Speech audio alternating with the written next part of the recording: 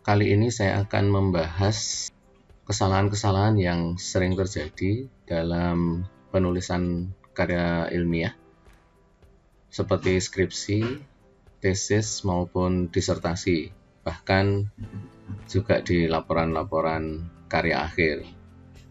Saya sering melihat di bimbingan saya ketika menulis proposal atau juga pada waktu saya menguji mahasiswa, bahkan juga ketika saya melihat-lihat di internet. Nah, kesalahan-kesalahan ini cukup sering saya jumpai, oleh karena itu Anda bisa menyimak apakah Anda juga melakukan kesalahan-kesalahan ini. Yang pertama adalah daftar isi seringkali dibuat tidak rapi. Misalnya seperti ini, yaitu antara subjudul dengan subjudul di bawahnya tidak terdapat satu garis imajiner yang lurus ya, sehingga sepertinya agak menjorok ke luar. Nah, ini seringkali terjadi karena penggunaan fasilitas pembuatan daftar isi secara otomatis. Jadi setelah dibuat otomatis ya sudah dibiarkan begitu saja. Padahal harusnya subjudul ini dimasukkan lagi agar terlihat satu garis dengan kalimat di atasnya seperti ini. Nah, sebetulnya sederhana, itu tinggal diblok lalu digeser ke kanan di bagian rulernya. Demikian juga nanti kalau ada subjudul lagi gitu. Nah, ini adalah kesalahan pertama. Kemudian yang kedua, penulisan paragraf ini yang juga sering dijumpai ada masalah. Misalnya apa? Yang pertama adalah paragraf hanya terdiri dari satu kalimat saja. Bahkan seringkali kalimatnya itu panjang sampai beberapa baris. Ini tentu akan menyulitkan pembaca untuk memahami kalimat itu. Kemudian yang kedua, ada juga paragraf yang terlalu panjang. Bahkan seringkali berada di satu halaman atau lebih gitu ya. Misalnya contoh, baru sebagian paragraf, belum saya tampilkan semuanya. Ini masih bersambung ke halaman berikutnya. Nah, harusnya bagaimana sebuah paragraf yang baik itu? Paragraf yang baik terdiri dari satu kalimat inti di awal paragraf. Jadi inti sebuah paragraf itu ada di kalimat yang pertama.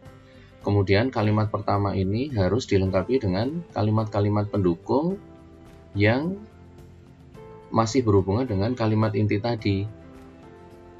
Kalimat pendukung ini bisa saja merupakan penjelasan atau pembandingan atau argumen atau pemberian contoh-contoh yang mendukung kalimat inti tadi.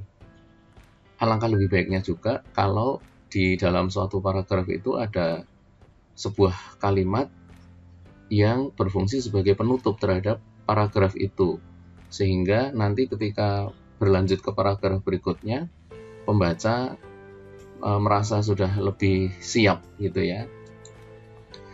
Nah, kemudian kesalahan yang ketiga adalah penulisan referensi.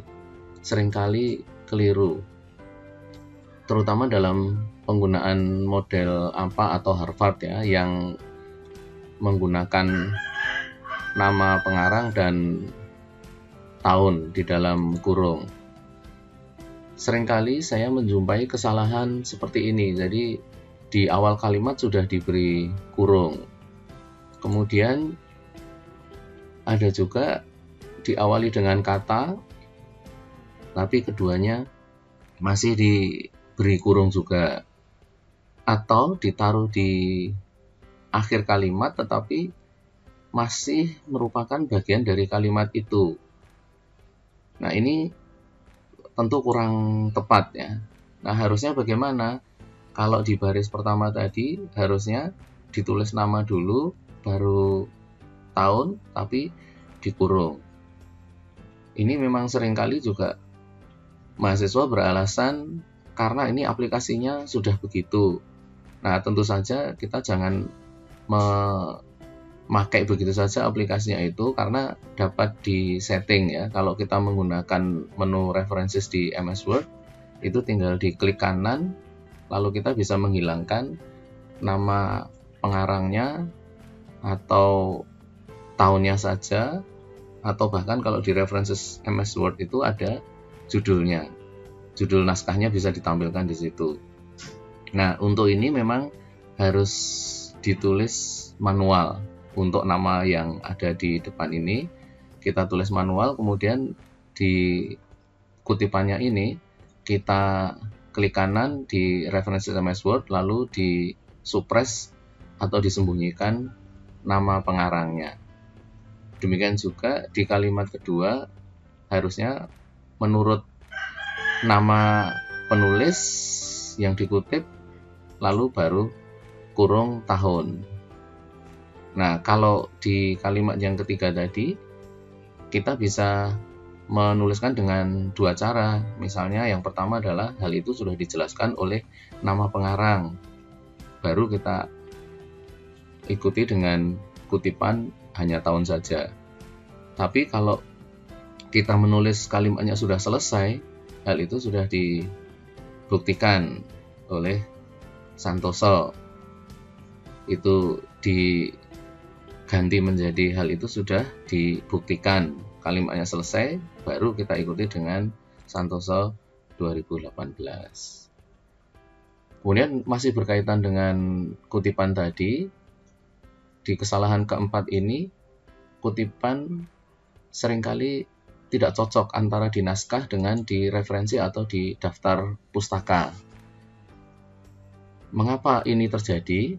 Karena penulis membuat kutipan dengan cara manual, sehingga ketika penulis sedang mengetik naskahnya, kemudian ada kutipan, dia tulis manual sampai nanti selesai.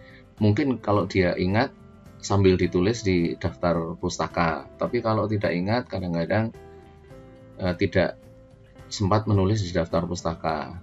Atau yang kadang-kadang juga terjadi kalau mahasiswa saya tanya, karena ini copy paste dari tulisan orang lain secara langsung ya, di sana sudah ada sumber kutipannya, sehingga tidak dicari aslinya itu seperti apa ya. Nah, hal ini terjadi karena itu tadi ya, tidak menggunakan program bantu untuk manajemen referensi. Harusnya bagaimana?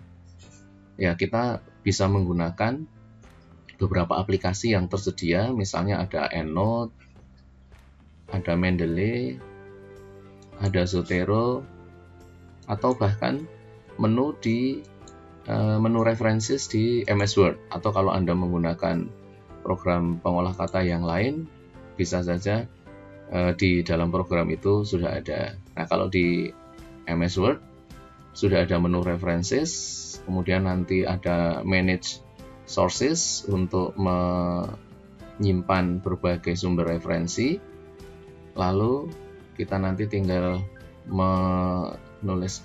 memilih menu insert citation ketika memasukkan kutipan.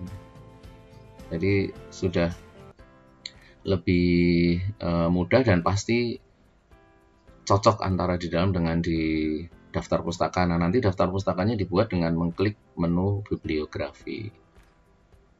Itu adalah kesalahan yang berkaitan dengan kecocokan antara kutipan di dalam naskah dan di daftar isi. Kemudian kesalahan kelima, itu masih berkaitan dengan daftar pustaka, adalah seringkali daftar pustaka ini ditulis tidak konsisten ya. Misalnya yang sering terjadi adalah judul naskah yang dikutip itu ditulis dengan huruf kapital, tetapi yang lain-lain tidak. Nah, kalau ditulis secara konsisten dan mungkin aturannya begitu tidak masalah, tetapi seringkali di dalam penulisan karya tulis ilmiah judul ini tidak perlu huruf kapital semua. Ini terjadi karena penulis menggunakan, biasanya nih ya, penulis menggunakan satu aplikasi manajemen referensi tertentu, misalnya Mendeley. Ketika kita menginput secara otomatis juga sumber pustakanya, itu kadang-kadang dari aslinya juga sudah huruf kapital, sehingga di Mendeley langsung di input seperti itu. Nah, kalau ingin mengubah dengan cepat di MS Word itu ada ikonnya ya. Jadi ketika kita berada di Mendeley, judul yang huruf kapital semua tadi di copy saja ke MS Word, lalu di blok, kemudian di sebelah menu memilih huruf atau font ada icon seperti ini, kita tinggal pilih capitalize each word. Nah, dari situ nanti kita masih tetap harus mengubah beberapa huruf atau beberapa kata, misalnya tulisan tanda hubung ya, dan yang, terhadap, oleh, itu tidak boleh diawali dengan huruf kapital, sehingga harus diubah secara manual. Jadi jangan menerima apa adanya dari aplikasi yang kita gunakan. Ya, jadi ini sudah disediakan oleh MS Word. Kemudian kesalahan yang keenam adalah seringkali ada penulisan nama atau istilah yang tidak konsisten. Seringkali nama-nama orang atau nama-nama peneliti yang sudah sangat sering dikutip dianggap sebagai sebuah kata biasa. Yang sering saya lihat adalah misalnya penggunaan skala Likert. Nah, itu ditulis dengan huruf kecil semua. Demikian juga dengan korelasi Spearman. Nah, ini adalah nama-nama orang ya, sehingga harus diawali dengan huruf kapital. Demikian juga ada istilah-istilah yang banyak digunakan di dalam naskah. Misalnya kalau di penelitian sistem informasi itu ada istilah COBIT. Nah, COBIT itu adalah sebuah brand ya, sebuah merek yang harus ditulis dengan huruf besar semua. Nah, ini jangan dicampur-campur, kadang-kadang huruf kapital, kadang-kadang huruf kecil. Demikian juga dengan istilah-istilah lain, misalnya singkatan SEM, Structural Equation Modeling. Nah, ini harus ditulis dengan huruf besar semua, termasuk dengan singkatan-singkatan lain yang memang sudah dari asalnya itu huruf kapital semua. Tetapi kalau ada huruf kecil di nama aslinya, ya kita harus mengikuti itu. Sekarang mudah sekali mengecek format penulisan itu di internet, jadi jangan menuliskan secara keliru. Kemudian kesalahan yang ketujuh adalah penggunaan peraga. Peraga itu misalnya adalah gambar, tabel, atau juga rumus. Ini kan harus diberi nomor ya. Nah, seringkali kesalahan yang sering terjadi adalah nomornya ini tidak berurutan. Hal ini juga terjadi karena gambar-gambar atau tabel-tabel ini diberi nomor secara manual. Sehingga ketika nanti ada perubahan, misalnya ada sisipan gambar atau tabel, atau ada yang dihapus, atau ada yang dipindah lokasinya, maka nomornya menjadi tidak urut. Nah, oleh karena itu perlu dibuat secara otomatis. Kalau di MS Word itu ada di menu References, Insert Caption. Ya. Kesalahan yang lain juga di dalam penggunaan peraga ini adalah peraganya ditampilkan di dalam naskah ya, ada gambarnya di situ, ada gambar model, ada gambar struktur, atau ada gambar apa, tetapi tidak dibahas sama sekali di dalam naskah. Nah, kalau tidak dibahas ini lebih baik dihapus saja ya, atau harusnya dibahas sehingga pembaca bisa mengacu antara gambar dengan tulisan ya. Ini nanti di MS Word ada di menu References yang dekat dengan menu kutipan, ada Insert Citation, kemudian nanti ada Insert Caption juga di sebelahnya gitu ya. Lalu kesalahan nomor 8 adalah sudah mengacu pada peraga, tetapi bukan mengacu kepada nomornya, melainkan kepada lokasi. Misalnya begini, ini yang sering terjadi ya. Hasil analisis dapat dilihat pada tabel di atas atau tabel di bawah ini. Jadi ini tentu tidak tepat. Bahkan kadang-kadang sudah diberi nomor ya. Tabel 42 di bawah ini. Ada juga yang sering menuliskan di bawah atau di atas, D-nya disambung. Ini juga merupakan satu kesalahan ya, karena atas dan bawah itu adalah merupakan lokasi. Ini salah satu kesalahan lagi. Jadi di sini kalau kita mengacu kepada sebuah peraga, baik tabel, gambar maupun rumus, harus ditulis dengan huruf kapital, sehingga menjadi seperti ini. Hasil analisis dapat dilihat pada tabel 42. Ya, itu saja. Nah, perkara tabelnya ini nanti ada di sebelum paragraf itu atau di sesudah paragrafnya, tidak ada masalah. Bahkan diletakkan di bagian paling belakang naskah pun tidak ada masalah. Ya, dikumpulkan menjadi satu kelompok halaman tertentu gitu. Sehingga naskah tetap bisa ditulis secara berurutan dan tidak perlu ada baris kosong terlalu banyak. Atau kadang-kadang tabel itu dipaksakan di bawah sebuah paragraf sehingga terputus menyambung ke halaman berikutnya, padahal tabelnya tidak begitu panjang. Nah, oleh karena itu tabel harus berada di satu halaman sendiri, sedangkan paragraf sebelumnya bisa saja harusnya terletak di bawah tabel tersebut. Jadi peraga boleh saja tidak harus berada tepat di bawah paragraf yang membahas. Ya, tentu dengan pengecualian ya, kalau di institusi Anda memang harus begitu, ya harus diikuti. Tetapi dalam penulisan karya ilmiah tidak harus begitu. Contohnya juga di jurnal-jurnal itu tabel tidak harus selalu berada di bawah paragraf yang membahasnya. Jadi yang penting tidak banyak tempat kosong yang terjadi di dalam naskah. Kemudian kesalahan ke-9 ini berkaitan dengan tabel. Ya. Seringkali kita harus menggunakan tabel, tetapi seringkali dianggap tabel itu sama dengan naskah. Jadi ditulis dengan spasi ganda, bahkan dengan rata kiri kanan. Ini tidak tepat. Mengapa ini tidak tepat? Karena akan menimbulkan banyak spasi dan itu tidak sesuai dengan tata tulis bahasa Indonesia. Jadi rata kiri kanan itu bukan merupakan sebuah keharusan. Yang lebih harus diikuti adalah tidak perlu ada banyak spasi di antara kata-kata yang ada di sini. Nah, bagaimana solusinya? Tabel ini dibuat satu spasi saja, karena tabel itu adalah alat peraga, bukan merupakan naskah. Ya. Bukan merupakan bagian umum dari naskah, tetapi ini hanya peraga yang melengkapi naskah.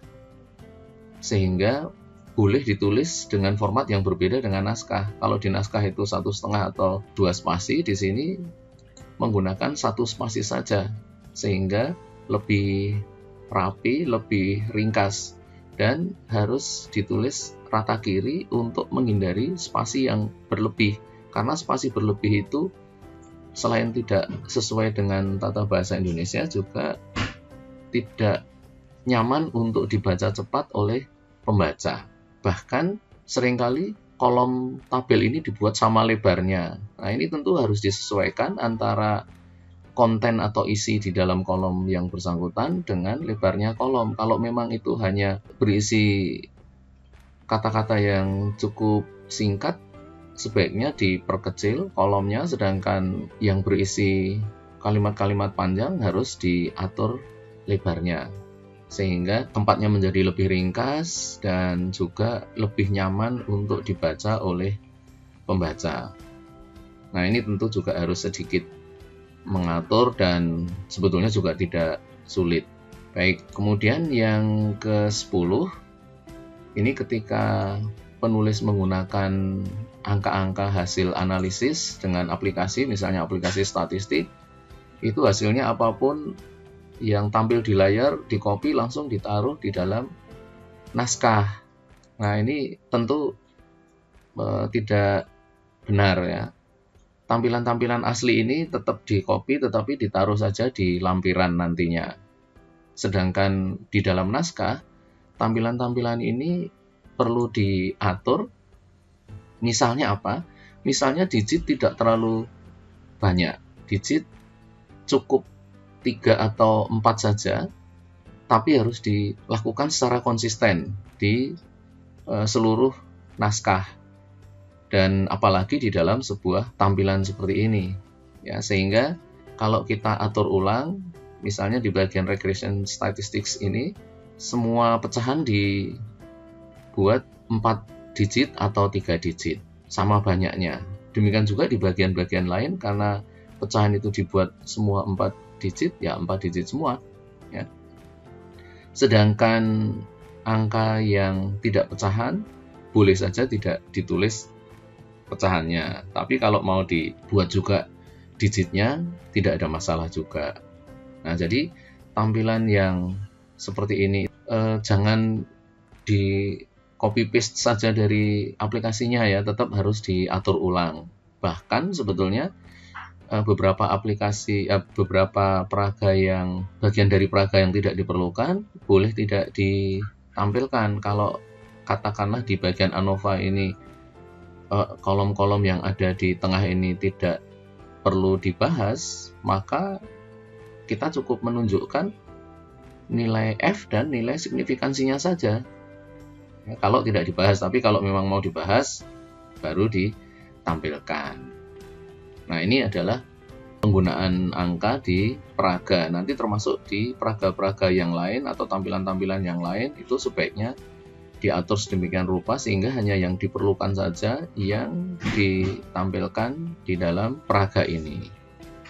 Nah, itu adalah 10 kesalahan yang umum terjadi. Tentu masih ada beberapa kesalahan yang lain, tergantung dari bidang ilmunya. Kalau bidang ilmunya banyak gambarnya, tentu nanti kesalahan-kesalahan yang mudah terjadi ada di dalam gambar itu, atau ada yang banyak kata-kata seperti yang sudah saya jelaskan ini. Nah, mungkin akan sedikit membantu bagi Anda untuk membaca buku ini, berisi teknis penulisan karya tulis ilmiah dengan memanfaatkan komputer ya. Jadi mulai dari penulisan, pengelolaan referensi, kemudian nanti penggunaan gambar atau pengelolaan ide, dan seterusnya ya, nanti baik di PC maupun di ponsel.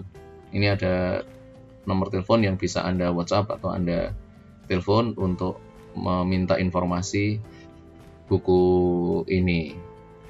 Nah, demikianlah 10 kesalahan yang paling sering terjadi di dalam penulisan naskah.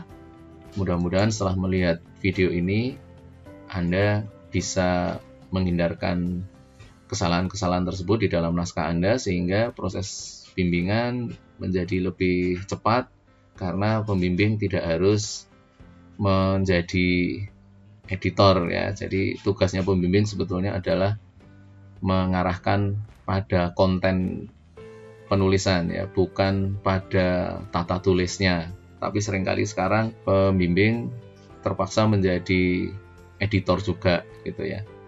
Nah, oleh karena itu, kalau sekarang Anda sedang menulis karya tulis ilmiah, silahkan menyimak kembali video saya ini. Terima kasih telah menyaksikan video saya ini.